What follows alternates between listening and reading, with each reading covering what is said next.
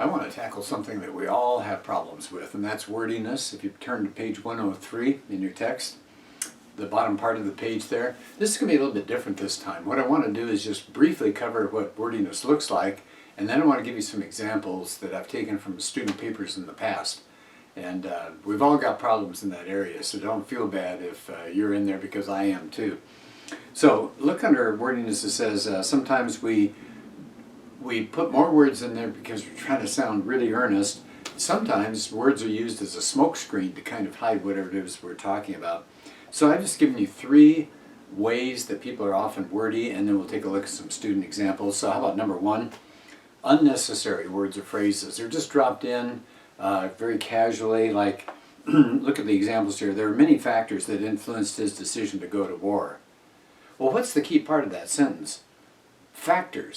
Something came up and influenced his decision to go to war. But look at the beginning of that. There were, just those 2 words don't get us anywhere in that sentence. They're unnecessary. Why don't we start off with many factors? Now that's the subject of the sentence, so it's right in front of the reader. Many factors influenced his decision to go to war. That's a much better sentence. You got rid of the first 2 words. Here's another example. In this article, it discusses the structure of the cell. Well, what's going on there? There's an article, okay, so we need that. There's an article, and what does it do? It discusses the structure of the cell. Why don't we put that together and say something like this? This article discusses the structure of the cell. It gets the same information across, but we've eliminated those dead words that didn't really get us anywhere. I said, watch out for words like I believe. Well, your name's up at the top of your page. If your name is there, that means you believe it. You wrote it, so you obviously believe it. It seems to me, same thing. I personally think. Of course you do. We all think. So you don't need that part of it. And I said also watch out for words like really. If you say, he was really mad. Well, he's mad. If you don't like that, come up with another word, irate, or something else. Watch out for words like very, or basically. So there are a lot of these words that don't do anything for the sentence. They're just dropped in there. So that's one kind of problem as far as wordiness goes. Here's a second one. A roundabout phrase. What do I mean by roundabout? It takes you somewhere, but it took you the long way around. So something like, in the event that. You can replace that with one word. If means the same thing. Now you can get to the main part of your sentence. At that point in time. When is that? In the past, so it's then. You got rid of a bunch of words that didn't get you any place at all. Due to the fact that. What's the single word? Can you think of it? Due to the fact that. Because. So sometimes we take the long way around because we think it sounds fancier. Okay, kind of, but it's better to get to whatever the information is. And don't let this gum up and cloud up what you're wanting to say. Here's a third type. I just call it unnecessary repetition. Now look at this sentence. He likes orienteering, period. Now whoever wrote that thought, oh, I haven't explained what orienteering is. So they start the next sentence.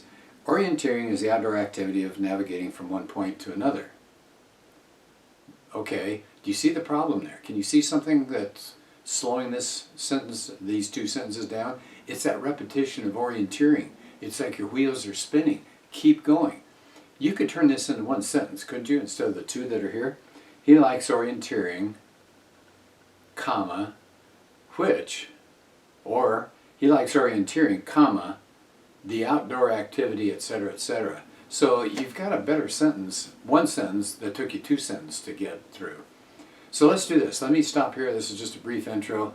It's just a lot easier instead of me talking about wordiness. Let's take a look at it. So I'll show you some examples of wordiness and ways to fix it, and then once you're aware of these, then I'm asking you to do some work with wordiness in the Canvas section of your on your online.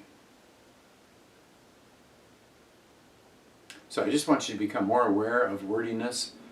So we'll look at the sentences that I've got from past student papers, but then I'm asking you to go to Canvas, look at the assignment there, and fix some of those sentences. And I think you'll catch on. These will be pretty easy to fix. Now obviously the next step is, now that you can find them in other people's papers, can you find them in yours?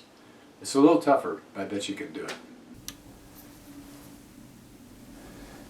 Okay, so here are some student sentences. I took them out of their papers and numbered them, and you can see the numbers are a little odd because I'm picking out different ones that I think are the easier ones for us to take a look at. So, number one, normally this wasn't how Nathan's usual behavior is. Do you see the repetition there, at least the idea of normally and usual? So why not just, this wasn't how Nathan's usual behavior was, or this wasn't Nathan's usual behavior. That's even shorter, isn't it? Look at number three. The wait list clipboard is full of names. There are transactions waiting to be processed, and the cook's food ticket wheel is completely full and does not have any space left for another order. Now, if you look at it, take a second and see if you can find anything that you might change. Do you see toward the end there where it says it's completely full? Well, if something is full, then it doesn't have any space left. So, and then the word completely, I would toss that too. The food, what's going on? The food ticket wheel is full. You could end your sentence there. Number four, while my station is not as occupied with people, I visualize and picture my plan of action for seating customers. I bet you can see something that you could cut there. Do you see anything that sounds like it's saying the same thing twice? How about visualize and picture? Pick one.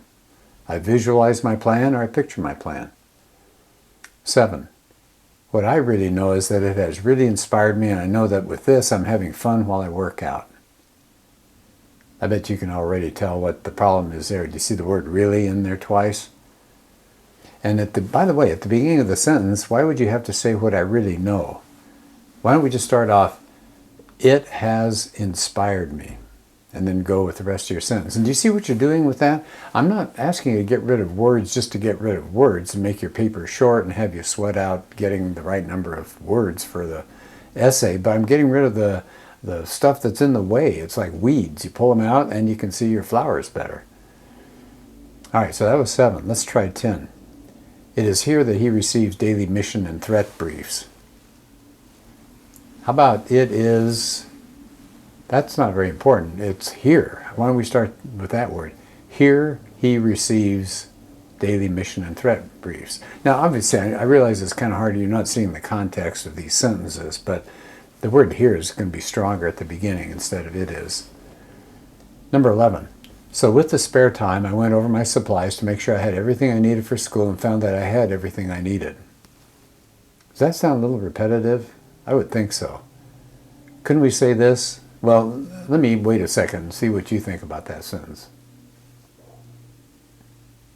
Do you hear the repeating of everything I needed, everything I needed? What if it said something like this? So with the spare time, I found I had everything I needed.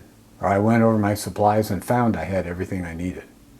Then you're only saying it one time. All right, let's try 12. And I once again kept completely to myself with only my phone for company rather than try to talk to complete strangers. All right, take a second, see what you think.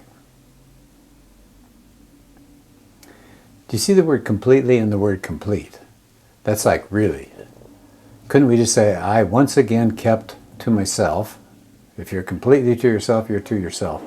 With only my phone for company rather than to try to talk to... Hey, if the person's a stranger, they're a complete stranger, so we could get rid of complete as well for that one. Let's go to 15. Everybody seemed, that's supposed to be seems, I think. Maybe that was a typo on my part, sorry.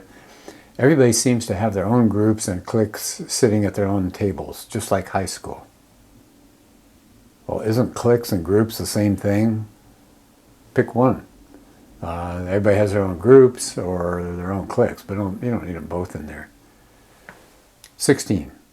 The truth is, there was no point in making these expectations or assumptions because there was no consistency.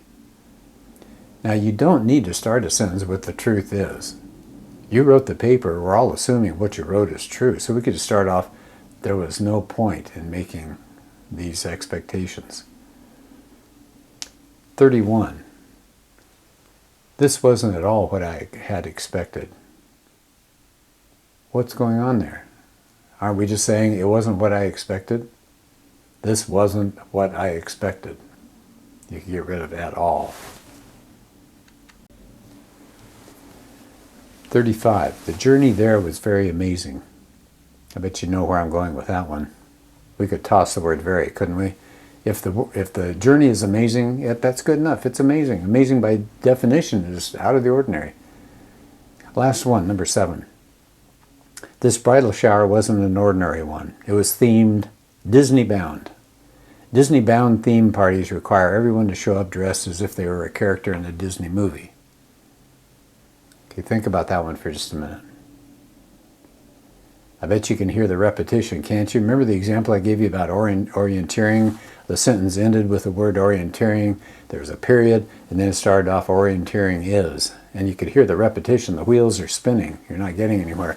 How about in this one, you start off and you say, well, it was themed Disney bound, comma, which require, and you go from there. Or it was themed Disney bound, comma, which are parties that require. No need to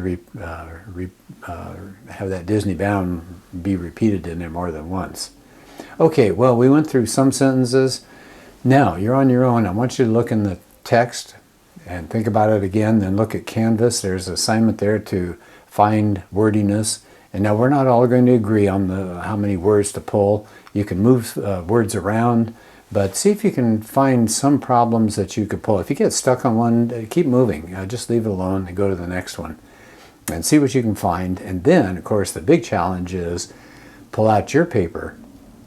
I would say the best thing to do would be to read it aloud so you can hear it and just walk through it sentence by sentence.